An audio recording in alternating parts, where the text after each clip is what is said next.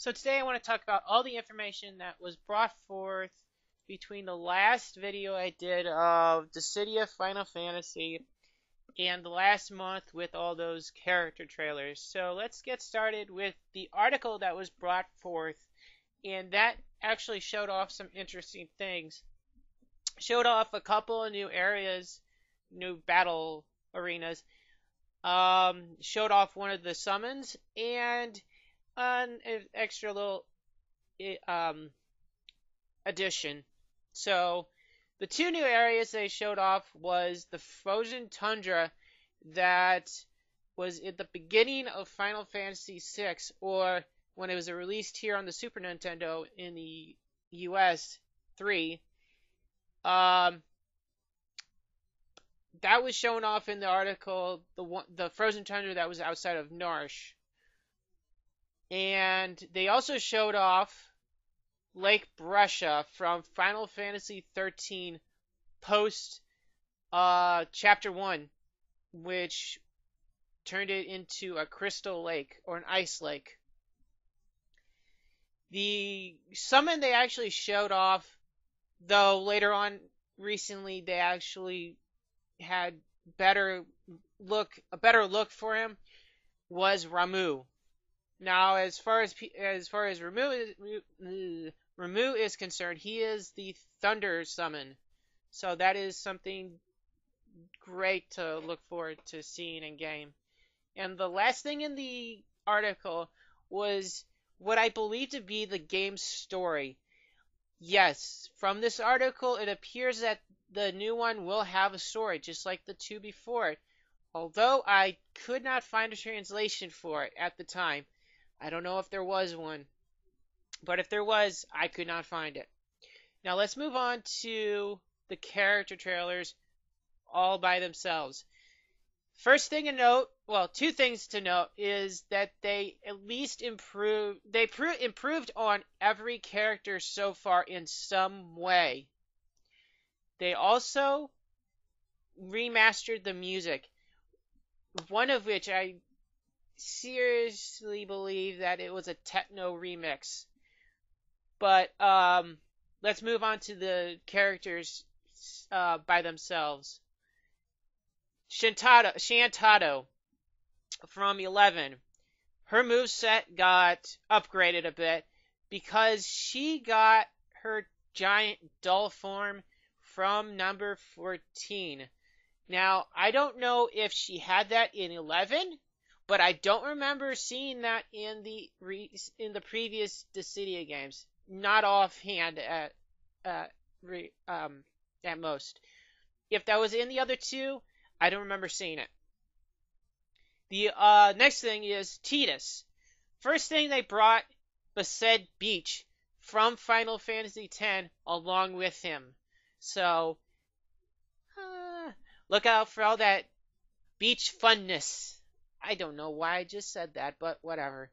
The next thing they did for Tidus was they kind of changed how he looked when he does an air dodge.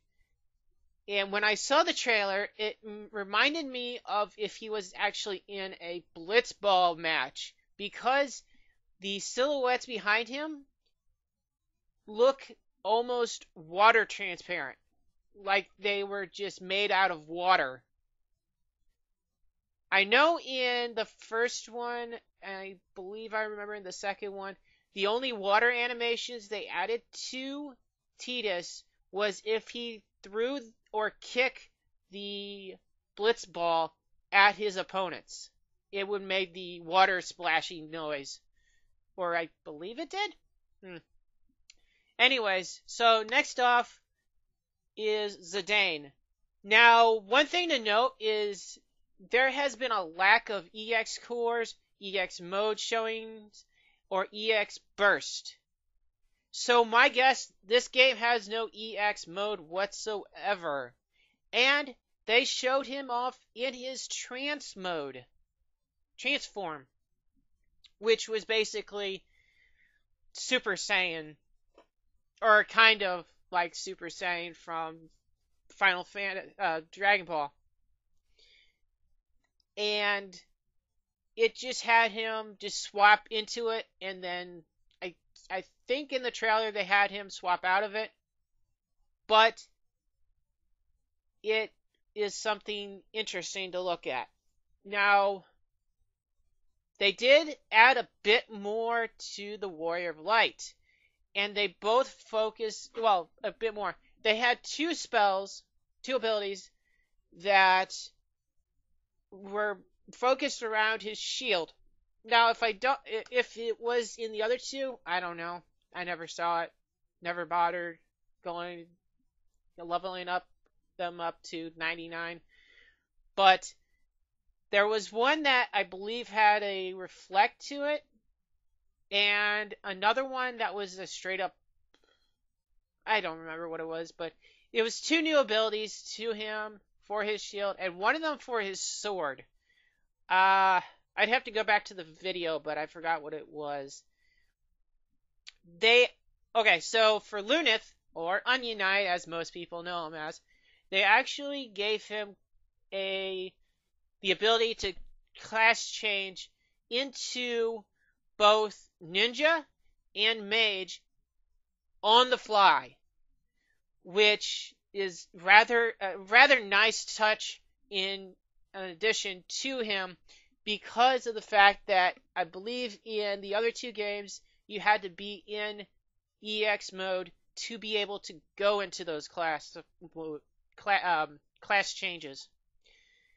What they did add to his ninja class was they changed his one of his range abilities to a giant shuriken, and boy does it have range. Not only forward but horizontally.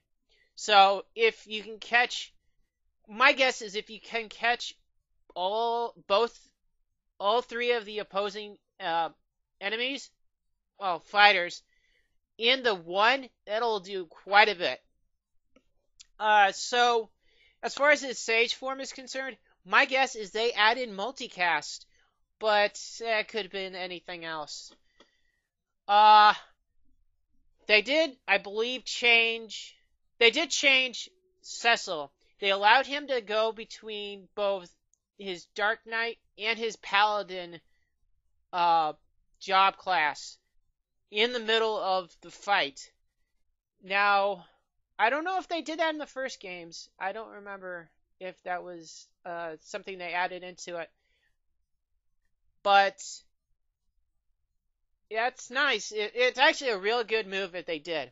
Now, the next thing is for Vaughn. Oh, Bartz. They let him go into his job mastered form. I don't know if there's any prerequisites or not, but it looked like his spells got stronger in his job mastered form, which is interesting, and it's a nice touch for the for him altogether. Next up is Vaughn. He got probably the biggest change of them all.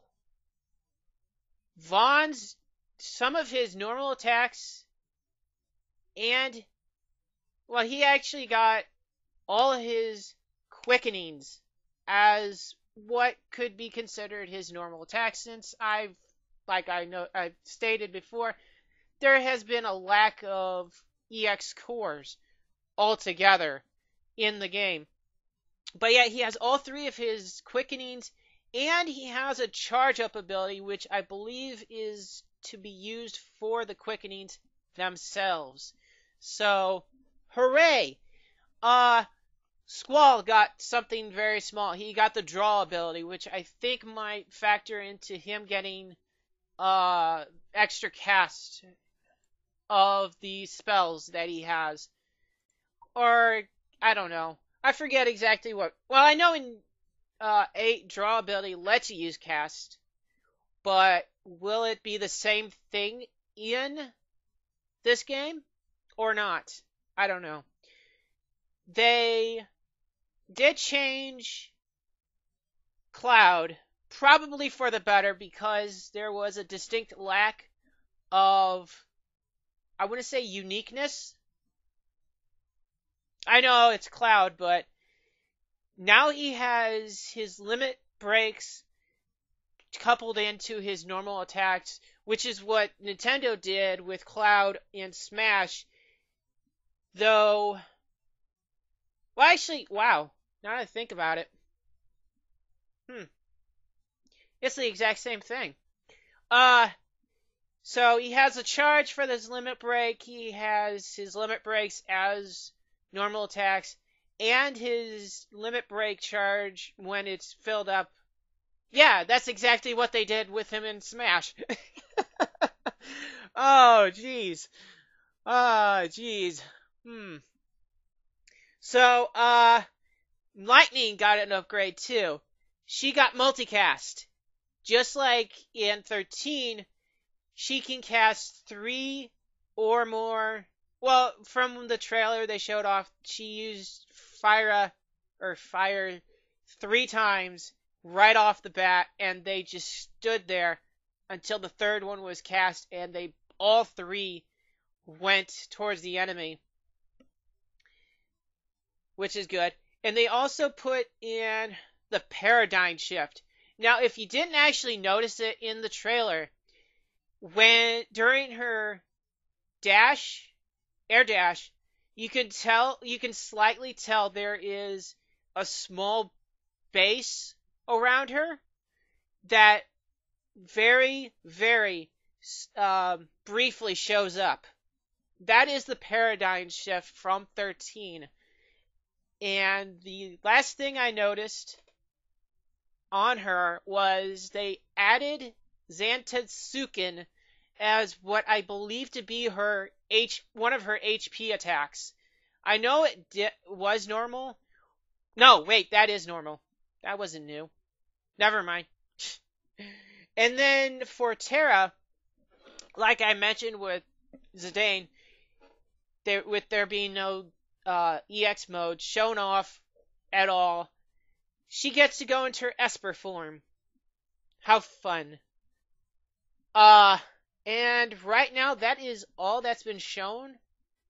There has yet to be a single Warrior of Chaos, and they have yet to show off what Ramza can do.